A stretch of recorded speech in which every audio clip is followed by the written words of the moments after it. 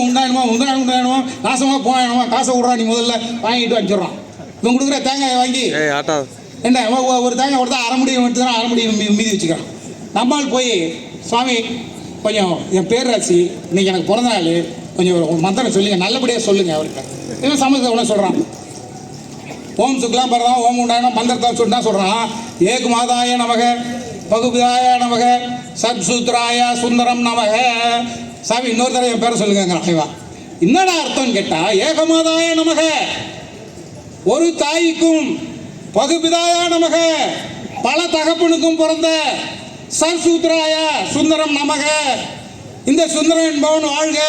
என்ன சொல்றான், எங்க ஆத்தால கூட்டி கொடுக்குறான்.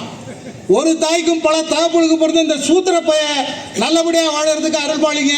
இதை தமிழ்ல சொன்னா நம்மால் என்ன பண்ணுவான், அங்கேயே வெட்டி பொலி போட்டுருவான்.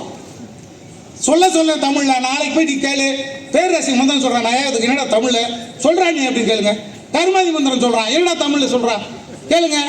ஆக இவன் பேசுற வடமொழி சமஸ்கிருதம் மேன்மையானது, அது கடவுளோட பேசுறது, அதனால மக்கள் மொழி கிடையாது.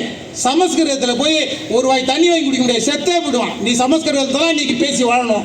டீ கடையில் போய் சமஸ்கிருதத்தில் பேச, சோறு கேளு எட்டி தண்ணி எடுத்து மூஞ்சி ஊற்ற என்னடா வளர்ற போடா அப்படிம்பான்.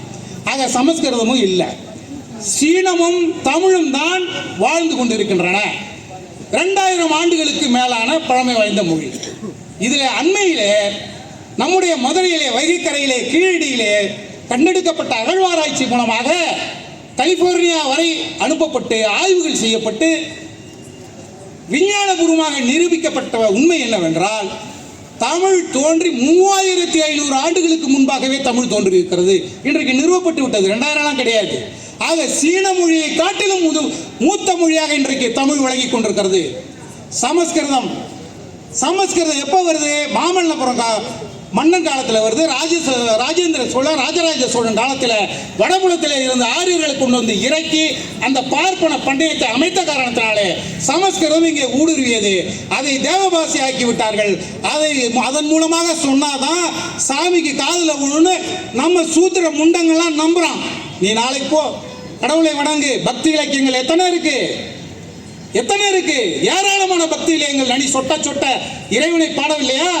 கோவில்களிலே போய் பாருங்கள், பாசுரங்கள் எழுதி வைத்திருக்கின்றார்களே. அந்த பக்தி இலக்கியங்கள் இல்லாமல் போயிருந்தால் சமஸ்கிருதம் முழுமையாக தமிழை கபலீகரம் செய்திருக்கும். அவற்றை காப்பாற்றியவை பக்தி இலக்கியங்கள். அப்பர், சுந்தரர், திருஞான சம்பந்தர் என்று ஏராளமானவர்கள் ஆழ்வார்கள் வந்தார்கள், நாயன்மார்கள் வந்தார்கள், பாடினார்கள், எழுதினார்கள், கல்வெட்டிலே செதுக்கினார்கள். தமிழ் அன்றைய தினம் வாழ்ந்தது. அதற்கு பிறகு மறுமலர்ச்சி இயக்கம் வருகின்ற பொழுது தமிழ் அங்கிருந்து விடுதலை பெற்று வளர்ச்சி அடைந்தது. ஆக சமஸ்கிருத மேலாதிக்கம் இன்றைக்கு கோவில்களுக்குள்ளே வந்துவிட்டது. சனாதன தர்மம் பெண்களை அவமதிக்கிறது. இன்றைக்கு அதையும் உடைத்து தந்தை பெரியாருடைய கொள்கை நிலைநாட்டப்பட்டு எந்த பெண்கள் ஆலயத்திற்குள் அனுமதிக்கப்படவில்லையோ, எந்த தாழ்த்தப்பட்ட மகன் வெளியே நின்று கும்பிட வேண்டும் என்பதற்காக கோபுரங்களை கட்டினார்களோ, அந்த தாழ்த்தப்பட்ட என்னுடைய சகோதரன் இன்றைக்கு அரங்காவலராக இருக்கின்றார், அறநிலையத்துறை அமைச்சராக இருக்கின்றார். முதலில் அதை செய்தவர் கர்ம வீரர் காமராஜர் அவர்கள் தான். பரமேஸ்வரன் என்ற ஒரு தாழ்த்தப்பட்டவரை அறநிலையத்துறை அமைச்சராக கொண்டு வந்து போட்டார். அது தொடர்ந்தது. அது தந்தை பெரியார் கொடுத்த வேண்டுகோளை ஏற்றுக்கொண்டு தலைவர் காமராஜர் அவர்கள் செய்தார்கள். இந்த இயக்கம் தலைவர் தந்தை பெரியார் உருவாக்கிய இயக்கம் இன்றைக்கு பெண்கள் ஆட்சியர்களாக ஆகி திராவிட மாடல் ஆட்சி உடைத்து நொறுக்கி இருக்கிறது. பெண்களுக்கான சமத்துவத்தை கொண்டு வந்திருக்கிறது. பெரியார் கொள்கையை வென்றெடுப்பதற்காக போராடுகிறது. நாம் அனைவரும் இந்த உணர்வை பெறுவோம். நாம் தமிழர்களாக, திராவிடர்களாக நாம் நம்முடைய உணர்வை பெறுவோம். ஒற்றுமையை கட்டி காப்போம்.